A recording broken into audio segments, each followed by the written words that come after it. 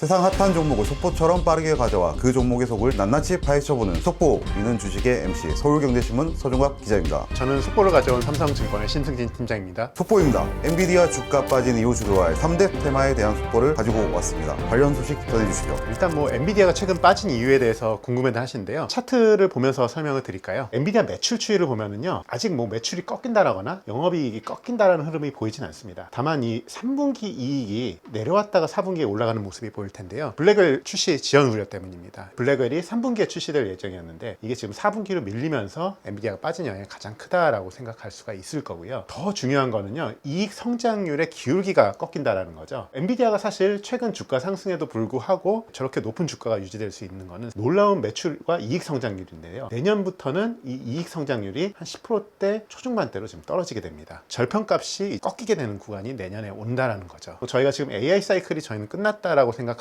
않는데, 아무래도 이 블랙웰 출시 지연과 이익 성장률의 둔화, 가장 큰 하락의 배경이라고 볼 수가 있겠죠. 이익 성장률이 둔화됐다고 하셨는데 그 투자자 입장에서는 또 궁금할 것 같아요. 그렇다면 엔비디아 주식 이제 더 이상 투자 말고 다른 데 해야 되나요? 쉬었다가 또 갈 수 있는 건가요? 여기에 대해서는 어떻게 보시나요? 저는 개인적으로는 쉬었다 다시 갈 수 있다라고 생각은 합니다. 투자 기간은 한 1개월, 3개월 정도를 놓고 보시는 투자자라고 하면은 아무래도 좀 대안 섹터로 잠깐 눈을 돌렸다가 그 이후에 다시 또 AI 섹터 보시면 좋지 않을까 생각합니다. 그분들을 위해서 또 3대 테마가 있다고 이렇게 준비해 오셨던데 한번 네. 설명해 주실 수 있을까요? 저희가 대안으로 드리는 섹터는 바이오 섹터입니다. 연준이 이번 9월 달부터 금리를 인하하기 시작할 텐데요. 금리 인하의 또 가장 명백한 섹터가 바이오 섹터인 거고요. 이번 9월 달에는 미국 하원에서 이제 바이오 보안법 통과가 지금 예정되어 있는데요. 바이오 보안법의 핵심이 바이오 공급망에서 이 중국의 기업들을 배제하는 거거든요. 당연히 이제 우리나라 기업들이 반사수혜를 입을 수가 있습니다. 미국의 그 IRA 법안의 핵심은 중국의 공급망을 배제하겠다라는 거였거든요. 그래서 이제 우리나라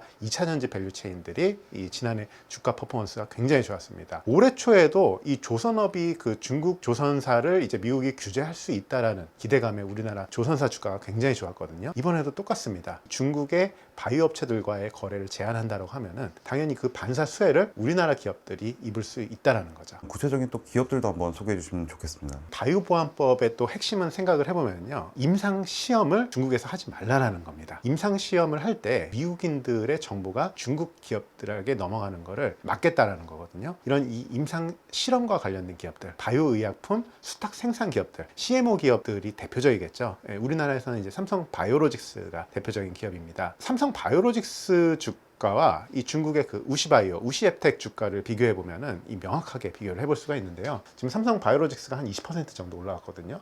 근데 이 우시바이오나 우시앱텍 같은 경우에는 연초 대비 지금 한 70% 넘게 지금 주가가 빠져 있습니다. 갑자기 이 기업들의 비즈니스가 변한 건 없거든요. 왜 이런 현상이 나왔을까? 생물보안법 이슈라고 생각을 하면 될 것 같아요. 저희는 이 바이오 기업들 중에서도 미국 시장에서 굉장히 좀 영업을 잘 하고 있고, 이런 글로벌 빅파마들한테 기술 수출을 한 플랫폼 기업들을 주목해서 보고 있습니다. 미국에서 이제 새로 바이오시밀러를 출시한 셀트리온이 대표적일 텐데요. 이 셀트리온 같은 경우에는 이 진펜트라 신규 이 바이오시밀러를 이제 미국 시장에 진출을 해서 지금 3대 PBM에 지금 허가를 다 받았습니다. 이 차트는 진펜트라 SC 제형 그 매출 추이를 전망한 차트인데요. 올해 같은 경우에는 대략 한 3천억 정도 시장에서는 추정을 하고 있습니다. 이게 한 2026년 가면 1조 원 넘어갈 걸로 예상을 하고 있고요.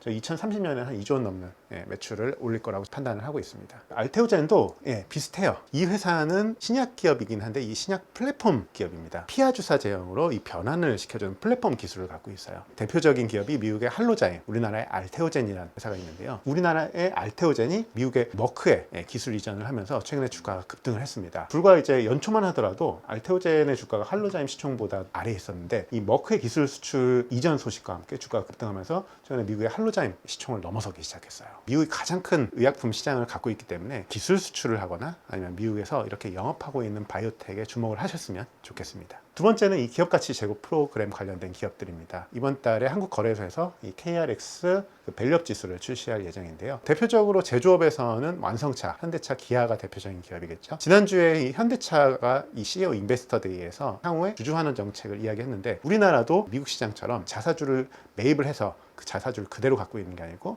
소각하면서 주주 가치를 올릴 수 있는 기업들이 점점 많아질 겁니다. 세 번째는 산업재, 이 조선, 건설, 방산 섹터인데요. 산업재 같은 경우에 대표적인 수주 산업입니다. 수주가 해외 쪽 중심으로 많이 들어오고 있죠. 물론 이제 건설은 내수 부동산 영향을 많이 받긴 합니다만, 조선과 방산과 같은 경우에는 해외 수주가 굉장히 지금 최근에 많이 들어오고 있어요. 특히 방산 같은 경우에는 북유럽 국가들, 중동 국가들의 이 신규 수주가 나오면서 그동안 이 내수 중심의 비즈니스를 하던 방산 기업들이 수출 기업으로 변모하면서 영업 이익과 이익률이 퀀텀 점프하는 구간이 나오고 있다. 그렇게 판단을 하고 있습니다. 기업 가치 밸류업 프로그램에 따라 가지고 이제 뭔가 수혜를 받을 수 있는 종목들이 또 있다면서요. 네. 네, 그것도 한번 짚어봐 주시면 감사하겠습니다. 전통적으로 고배당주라고 하면은 금융주들이 많아요. 증권, 은행, 보험. 사실 테크 기업보다 이런 밸류업 관련주들이 올해 퍼포먼스가 더 좋았어요. 근데 저희가 이 현대차를 말씀드리는 이유는 뭐냐? 한 11월에서 12월 정도 되면 이 밸류업 ETF가 출시될 거거든요. 그럼 그 ETF 안에 관련 종목들을 담을 거죠. 금융주들은 종목 수가 많아요. 제조업에서는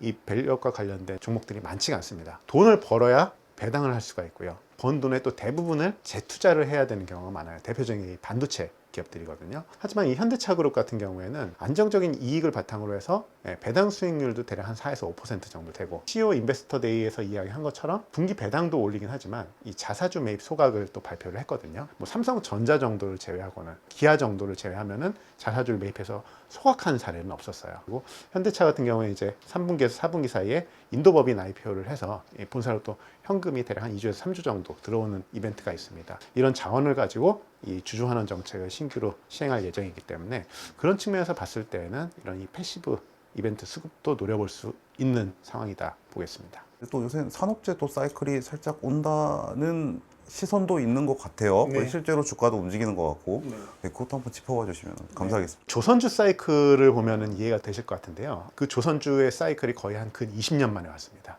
반도체는 사이클이 더 짧아요. 길어야 3년에서 4년이기 때문에 물리더라도 한 3년 정도 지나면 원금 회복이 됩니다. 이 조선주는요, 잘못 사면 20년 물리는 거예요. 조선주의 슈퍼사이클이 지금 오기 시작한 거죠. 기업의 이익이 P 곱하기 Q잖아요. 네, 그러니까 이제 가격은 올라갔습니다. Q가 올라가면 되는 거죠. 근데 이 조선사들의 그동안 고질적인 문제가 뭐였냐면은 저가 수주를 많이 했어요. 왜? 도크가 차지 않았기 때문이죠. 하지만 이 LNG선 중심의 슈퍼사이클이 오면서 이제 도크가 다 찼습니다. 2년에서 3년 정도 조선사들이 가져갈 수 있는 일감은 확보를 한 거죠. 호르무즈 해협 사태라든지 이런 이 중동의 지정학적 리스크가 부각되면서 이 선사들이 희망봉으로 우회를 하다 보니까 운임이 올라가기 시작했어요. 상선도 그럼 이제 배를 추가로 발주를 해야 되는데, 조선사 입장에서는 이미 도크가 다 찼기 때문에 과거처럼 저가 수주를 할 필요가 없어집니다. 이렇게 가격이 올라간 상태에서 Q도 같이 늘어나는 거죠. 조선주가 이 산업재에서 차별화된 수익률을 보여주는 이유가 그것 때문이라고 생각할 수가 있고요. 그리고 또 포스코 인터내셔널 아주 오랫동안 주가가 맞죠? 횡보하고 있다가 최근에 뭐 대왕고래 이슈라던가 아니면 뭐 액화천연가스 수직 계열하고 하면서 조금 주가가 움직일 것 같더니 또다시 횡보하고 있더라고요. 근데 그걸 또 이렇게 추천 종목으로 갖고 오셨던데 어떤 이유인지 궁금합니다. 우리나라 민간 기업에서 EMP 사업을 실제로 해본 유일한 민간 기업입니다. 포스코 인터내셔널 같은 경우에는 이 미얀마 가스전을 실제로 갖고 있습니다. LNG 밸류체인을 다 갖고 있어요. LNG 사업 같은 경우에는 굉장히 좀 이제 안정적으로 나올 수 있는 수익원이에요. 그런데 저희가 주목하는 거는 이 EMP 사업을 직접 해봤다라는 거죠. 대한고래 프로젝트가 국가 혼자 할 수는 없는 사업이거든요. 컨소시엄을 구성해서 그 안에 이제 기업들이 들어온다라고 하면은 당연히 이렇게 EMP 사업 경험이 있는 포스코 인터내셔널이 부각될 수밖에 없다. 저희는 그렇게 판단을 하고 있고요. 주가 측면에서도 지금 한 PBR 한 1배 중반에서 거래되고 있기 때문에 테마주 관점에서 봤을 때에도 전혀 뭐 가격적인 부담은 없는 구간이다. 저희는 그렇게 판단을 하고 있습니다. 산업재 중에서 방산을 또 빼놓을 수 없죠. 전차 수출 소식이 끝난 줄 알았는데 계속 또 이어지고 하더라고요. 네. 현대로템도 한번 설명해 주시면 좋겠습니다. 사실 이 방산 기업들이 내수 중심이었기 때문에 이 내수는 마진이 굉장히 적습니다. 수출을 하는 경우에는 마진이 거의 2배 이상이거든요. 근데 해외 수주 소식이 계속 나오고 있죠. 저는 지정학적 이슈가 가장 크다라고 생각하거든요. 이 나토 방위비 증가를 보면은 딱 느낌이 오시는데요. 갑자기 늘어났죠. 나토 회원국들이 이 우크라이나 사태를 보고 나서 저게 이제 남일이 아니다라고 생각을 하기 시작한 거죠. 이 지정학적 이슈를 생각해 보면은 우크라이나 바로 옆에 붙어 있는 나라가 폴란드입니다. 그리고 그 폴란드 밑에 루마니아가 있죠. 우리나라의 전차를 가장 많이 최근에 사간 국가가 폴란드고요. 최근에 이 추가 계약 이슈가 나오고 있는 게 루마니아입니다. 이 나토 국가들이 왜 저렇게 방위비를 많이 쓰고 있느냐?